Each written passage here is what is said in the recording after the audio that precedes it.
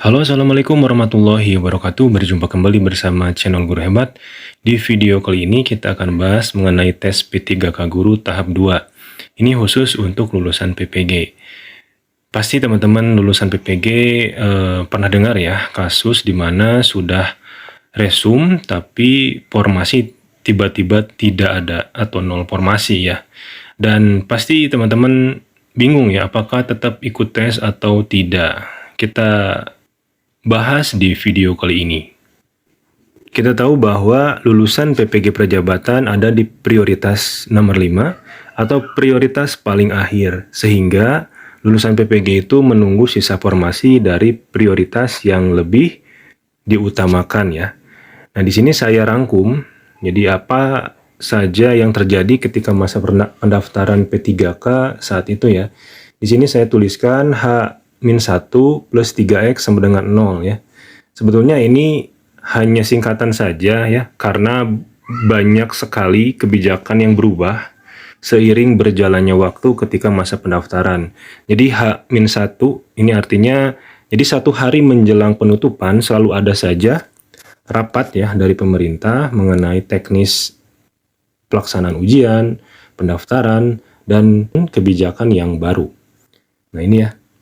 Terus yang kedua, plus 3X ya, atau 3 kali nih. Ini ada penambahan waktu pendaftaran sebanyak 3 kali. Sebetulnya penambahan waktu atau perpanjangan masa pendaftaran ini dikhususkan untuk memaksimalkan para tenaga honorer, termasuk guru honor gitu ya, yang ada di sekolah. Ini termasuk yang prioritas keempat gitu ya.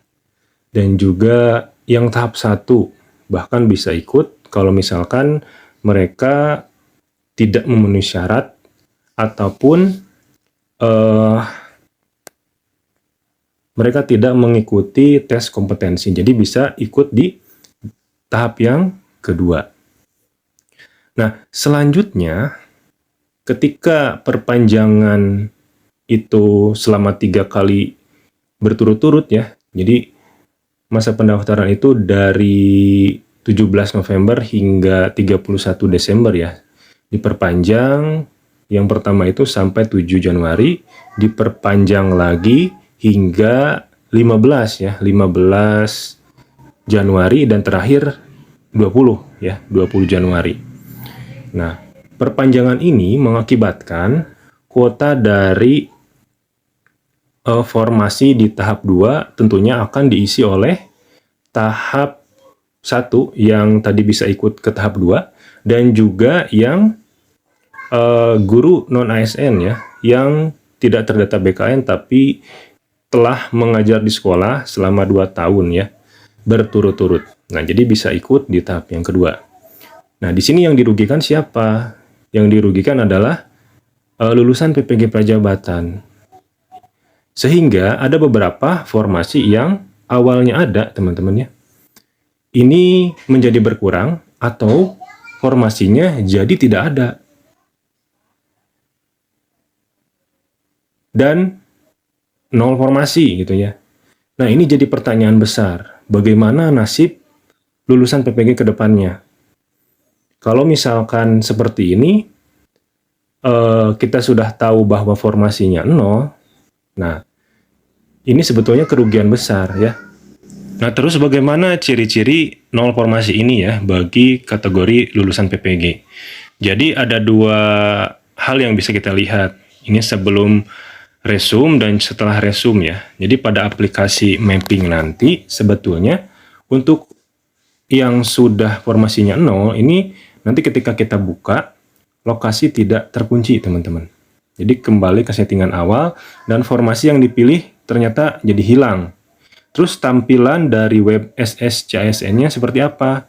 Nah, ini hanya sampai biodata, lalu tampilan jenis seleksi kembali ke awal. Nah, ini saya dapatkan dari komentar-komentar teman-teman lulusan PPG yang ternyata formasinya jadi 0. Lalu bagaimana misalnya kalau kita itu sudah melakukan resum? Jadi ciri-cirinya itu pada aplikasi mapping formasi yang dipilihnya hilang ya, Dan tampilan di SSCSN-nya bagaimana?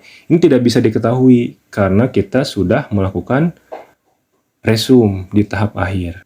Sehingga kita tidak bisa kembali lagi ya, dan tidak bisa mengubah data-data yang sudah dimasukkan. Selanjutnya, apa yang harus dilakukan?